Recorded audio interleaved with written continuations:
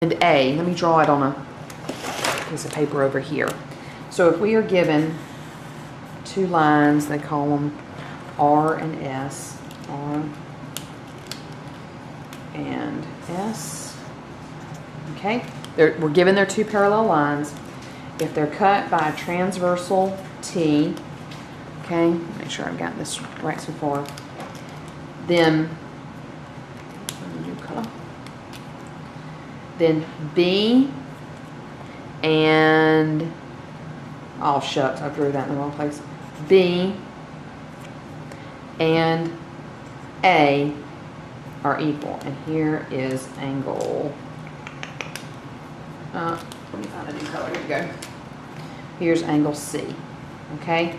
So what they're saying is that if two parallel lines are cut, R and S, then the corresponding angles, which would be B and A. But you know what? If we were to label this D and E, that's also corresponding angles, okay?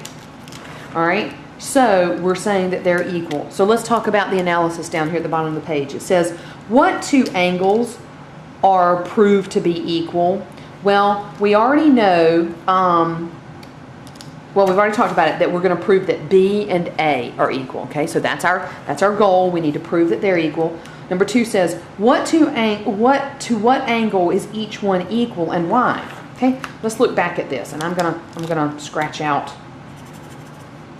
Okay, we're dealing with B, A, and C.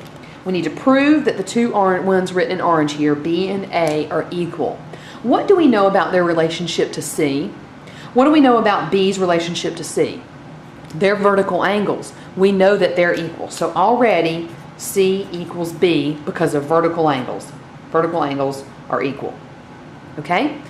What do we know about C's relationship to A? What did we just get through proving right up here? We just got through proving Theorem 8. Okay?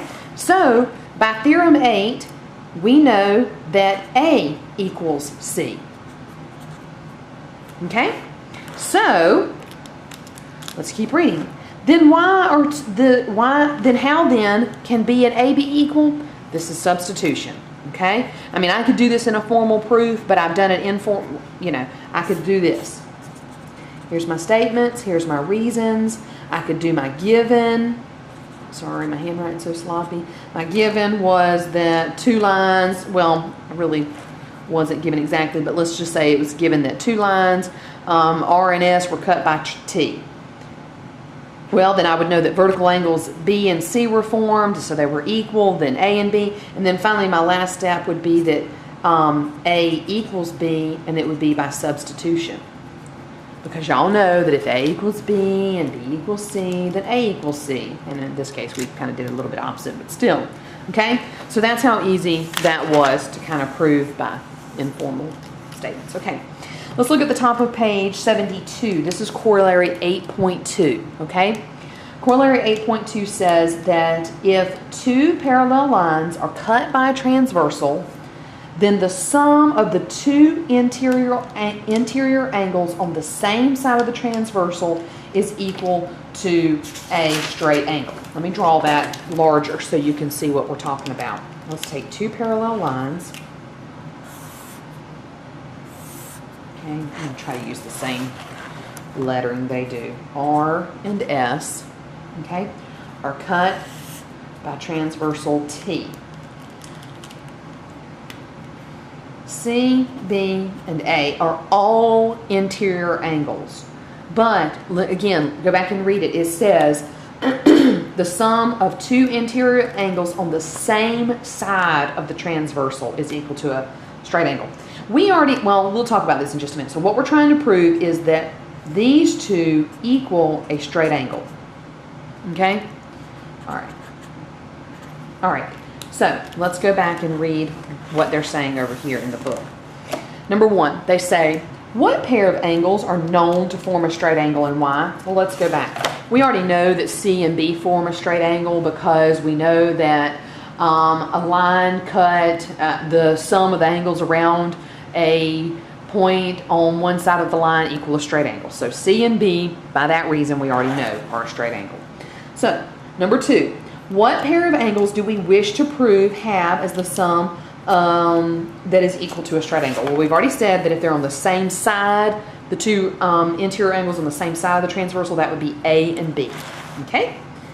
Number 3, what condition would make these two pairs of angles equal? Well, excuse me. What condition would make these two pairs of angles equal? Okay, well, they're talking about the first from 1 and 2. Well, what would make this form would be if C and A were equal to one another. Well, do we know if C and A are equal to one another? Yes, because if two parallel lines are cut by a transversal, then we know that the opposite interior angles are equal. So if C and B form a straight angle, then by substitution, if C equals A, then A and B form a straight angle. And that's how easy that was. So number 4 is why, we just said so. Okay, let's look at corollary 3. Corollary 3 says when two straight lines, doesn't tell us anything about these lines, are cut by a transversal, if the sum of the interior angles on the same side of the transversal does not equal a straight angle, then these two lines are not parallel. Let's draw a set of lines, okay? I'm going to draw A and B, and they're going to be cut by transversal T, okay? What they're saying here is they're saying if angle 1 and angle 2 do not form a straight angle, then A and B are not parallel. How can we prove that's true? Well, if we extend both A and B and they end up forming a triangle, what do we know about, what is this angle called right here? I'm going to go ahead and label this 3, 4, and 5. What do we call angle 1? It's called the exterior angle. Sorry, I couldn't remember. What do we know about an exterior angle? Again, this is where it's so important to have these postulates and theorems and axioms and definitions that we've already learned out in front of you so you can go back and look. But if we look back at theorem 5, hold on just a second, theorem 5. If we look back at theorem 5, it says an exterior angle, this is page 59, of a triangle is greater than either opposite interior angle. Well then, if we can extend our lines A and B in such a way that they do form a triangle, now that makes them not parallel right there, but if we can extend a and make a triangle, then we know that angle 1 is greater than it's greater than 3 or 5. So if it's greater than those, it cannot be equal to, and remember what we did right up here. C and A must be equal, because if C is supplementary with B, then A needs to be supplementary with B.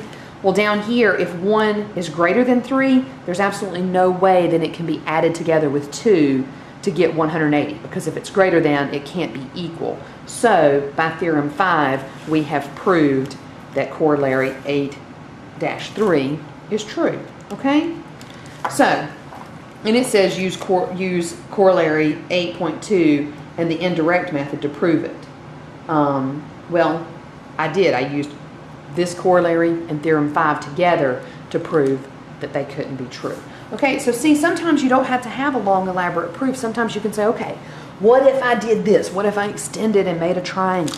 Okay, so don't always be intimidated by these. Think through them and see what you already know and what you can use.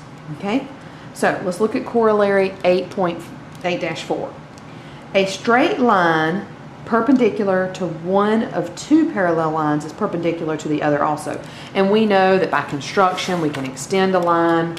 So if we have two lines that are parallel to one another, A and B, and we draw a perpendicular line, again, if I had my compass and all, I would do that. So here's a perpendicular line P. If it's perpendicular to A, then we know that the opposite interior angles are true, are equal. by another theorem. So that's how we can extend the line and then show that a transversal P, even though it's perpendicular, it's still a transversal, creates corresponding angles. I said opposite interior. It's corresponding angles, then these corresponding angles have to be equal, so therefore it's perpendicular. Boom. Now that's all there is to that. You just pull on what you've already learned. It doesn't matter if it's in the same section. Go ahead and use it to prove your other items. Okay.